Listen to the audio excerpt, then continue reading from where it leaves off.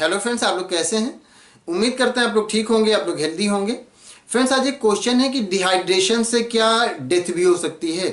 तो डिहाइड्रेशन के बारे में हमने एक वीडियो अपलोड किया था जिसमें हमारे एक सब्सक्राइबर ने क्वेश्चन किया कि क्या डिहाइड्रेशन से डेथ भी हो सकती है। तो हमारी बॉडी का हम जानते हैं जो वेट होता है उसका 70% तो वाटर होता है। हमारी बॉडी का जो टोटल वेट है उसमें अगर वाटर की हम क्वांटिटी देखें तो उसका 70% उस वेट का तो वाटर होता है। मतलब ये कि हमारी बॉडी में वाटर की बड़ी इंपॉर्टेंस होती है और हमारी बॉडी के हर एक फंक्शन के लिए वाटर की नीड होती है। और हमारी बॉडी में वाटर हम लेते कैसे हैं? एक तो ये कि हम पानी पीते हैं, उससे हमारी बॉडी को वाटर मिलता है। और दूसरा ये कि हम जो कुछ खाते हैं उसमें भी जो वाटर होता है उससे हमारी बॉडी को वाटर मिलता है। तो ये दो तरीके होते हैं जिससे हमारी बॉडी को वाटर मिलता है। और हमारी बॉडी से वाटर लॉस किस फॉर्म में होता है? यूरिन के फॉर्म में होता है, स्वेट के फॉर्म में होता है, पसीने के फॉर्म में होता है, और ब्रीथिंग से भी वाटर लॉस होता है। तो इन सब के थ्रू वाटर लॉस होता है, रोने से और इन सब से भी वाटर लॉस होता है। ये तो एक नॉर्मल कंडीशन हो गई।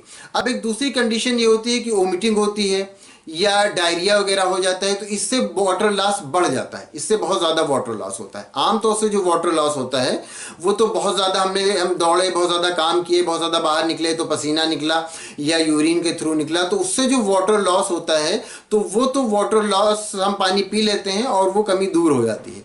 मतलब ये कि कभी अगर हम पानी ना भी पिए बहुत ज़्यादा देर तक के तो जो वाटर लॉस होता है उससे कुछ डिहाइड्रेशन हो जाता है, लेकिन वो डिहाइड्रेशन हम पानी पी लेंगे तो धीरे धीरे कवर हो जाता है। अगर ऐसा कभी हो कि हम देर तक खेलते रहें या देर तक बाहर रहें या कोई फिजिकल वर्क करें और हमारा वाटर लॉस बहुत ज़्यादा हो जाए और हम पानी ना पी सकें, हमें पानी इजीली अवेलेबल ना हो, तो भी हमें डिहाइड्रेशन होता है। लेकिन वो डिहाइड्रेशन को इतना ज़्यादा घबराने या परेशान होने वाली बात नहीं होती, वो फिर हम पानी पीते हैं और वो धीरे धीरे कवर हो जाता है। लेकिन एक डिहाइड्रेशन ये हुआ कि किसी को डायरिया हो गया या किसी को बहुत ज़्यादा वोमिटिंग हो रही है, तो उससे क्या, उससे बहुत ज़्यादा वाटर लॉस होता है और हम वाटर ले भी ना रहे हों तो उससे जो वाटर लॉस होता है वो खतरे वाली बात होती है। उसी वक्त डॉक्टर ये कहते हैं कि उस वक्त जब इस तरह का की प्रॉब्लम आ जाए कि बहुत वोमिटिंग हो रही हो, डायरिया वगैरह हो गया हो, तो फिर उस वक्त ORS का घोल लेते रहना चाहिए। ORS, oral rehydration salt. Dehydration मतलब वाटर लॉस हो जाना, रिहाइड्रेशन मतलब दोबारा वाटर का आना। तो ORS का घोल लेते रहना चाहिए। तो इससे क्या होता है, इससे डिहाइड्रेशन जो हो जाता है हमारी बॉडी में वो धीरे धीरे कवर हुआ करता है और बहुत ज़्यादा घबराने की कंडीशन नहीं होती, वो कंडीशन नहीं होती कि डेथ हो जाए। लेकिन अगर इस डिहाइड्रेशन को कंट्रोल ना किया जाए तो हाँ, बिल्कुल डिहाइड्रेशन से डेथ हो सकती है। अगर डिहाइड्रेशन को कंट्रोल ना किया जाए, अगर इस तरह का डिहाइड्रेशन हो कि डायरिया हो, वोमिटिंग भी हो रही हो और बुरी तरह से बॉडी से वाटर लॉस हो रहा हो और हम बॉडी में वाटर ना ले रहे हों, बॉडी को हमारे वाटर ना मिल रहा हो, तो बिल्कुल उस डिहाइड्रेशन से इंसान की डेथ हो सकती है, इंसान की डेथ हो जाती है।